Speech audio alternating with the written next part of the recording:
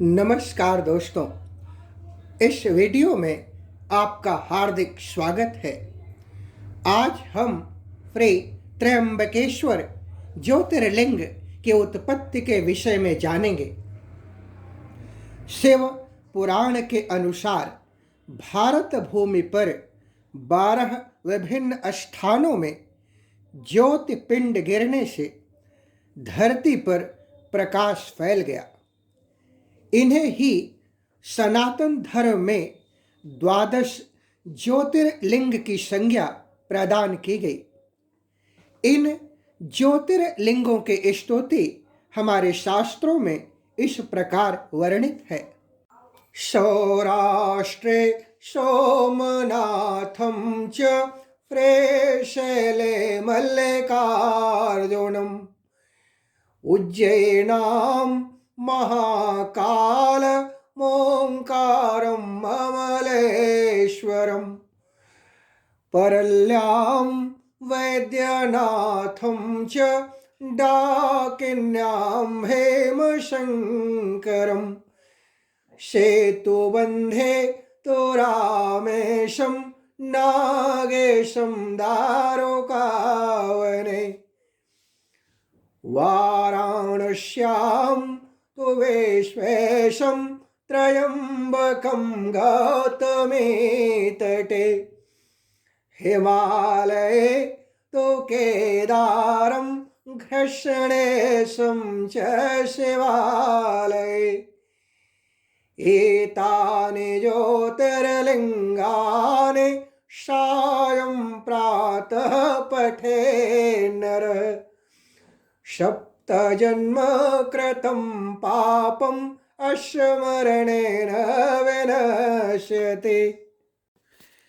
जो मनुष्य प्रतिदिन प्रातःकाल और संध्या के समय इन 12 ज्योतिर्लिंगों का नाम लेता है, उसके 7 जन्मों का किया हुआ पाप इन लिंगों के स्मरण मात्र से मिट जाता है। श्री त्र्यंबकेश्वर ज्योतिर्लिंग महाराष्ट्र प्रांत में नासिक से 30 किलोमीटर दूर पश्चिम में स्थित है। इस ज्योतिर्लिंग की स्थापना के विषय में शिव पुराण में यह कथा वर्णित है। एक बार महर्षि गौतम के तपोवन में रहने वाले ब्राह्मणों की पत्नियां मतभेद के कारण ऋषि गौतम की पत्नी देवी अहिल्या से नाराज हो गईं।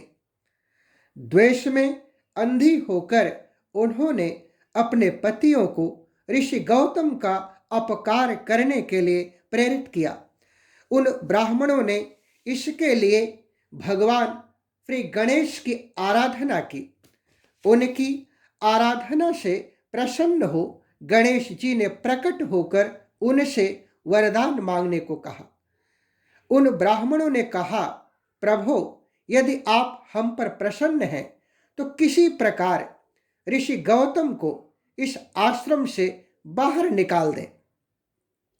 उनकी यह बात सुनकर भगवान विनायक ने ब्राह्मणों को अपने आग्रह पर पुनर्विचार करने को कहा, परंतु वे ब्राह्मण अपने हठ पर अटल रहे।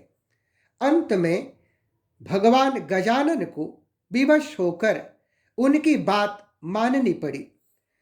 अपने भक्तों का मन रखने के लिए वे एक दुर्बल गाय का रूप धारण करके ऋषि गौतम के खेत में जाकर चरने लगे। गाय को फसल चरते देखकर ऋषि बड़ी नम्रता पूर्वक हाथ में तृण लेकर उसे हाँकने के लिए गए। उन तृणों का स्पर्श होते ही गाय गिर पड़ी और उसने प्राण त्याग दिया। ब्राह्मणों की कुटिल चाल सफल हुई। ब्राह्मणों ने ऋषि गौतम से कहा कि तुम्हें यह आश्रम छोड़कर चले जाना चाहिए, क्योंकि तुम्हारे यहाँ रहने से हमें भी गौ हत्या का पाप लगेगा। महर्षि गौतम अपनी पत्नी अहिल्या के साथ आश्रम से दूर दूसरे स्थान पर जाकर रहने लगे। ब्राह्मणों ने वहां भी उनका पीछा नहीं छोड़ा। अंत में ऋषि गौतम ने अत्यंत विनम्र भाव से उन ब्राह्मणों से प्रार्थना की कि आप ही लोग मेरे प्रायश्चित और उद्धार का कोई मार्ग बताएं। ब्राह्मणों ने कहा, गौतम, तुम अपने पाप को सर्वत्र सबको बताते हुए 3 बार पूरी पृथ्वी की परिक्रमा करो, फिर लौट कर यहां 1 मास व्रत करो। इसके पश्चात ब्रह्मगिरि पर्वत की 101 परिक्रमा करने के बाद तुम्हारी शुद्धि होगी, अथवा यहां गंगा जी को लाकर उनके जल से स्नान करके 1 करोड़ पार्थिव शिवलिंगों से भगवान शिव की आराधना करो। इसके बाद पुनः गंगा जी में स्नान करके इस ब्रह्मगिरि पर्वत की 11 बार परिक्रमा करो। फिर सब घरों के पवित्र जल से पार्थिव शिवलिंगों को स्नान कराने से तुम्हारा उद्धार होगा। महर्षि गौतम ने सफलतापूर्वक उन सारे कार्यों को पूरा किया और अपनी पत्नी अहिल्या के साथ शिव पूजन में लीन हो गए। ऋषि की पूजा से प्रसन्न होकर भगवान भोलेनाथ ने उन्हें दर्शन दिया और वरदान मांगने को कहा। ऋषि गौतम ने कहा, भगवान, आप हमें गौ हत्या के पाप से मुक्त कर दीजिए। बाबा ने कहा, महर्षि, तुम सर्वथा निष्पाप हो। दंड के अधिकारी वे कुटिल और कपटी ब्राह्मण हैं जिन्होंने तुम्हारे साथ छल किया है।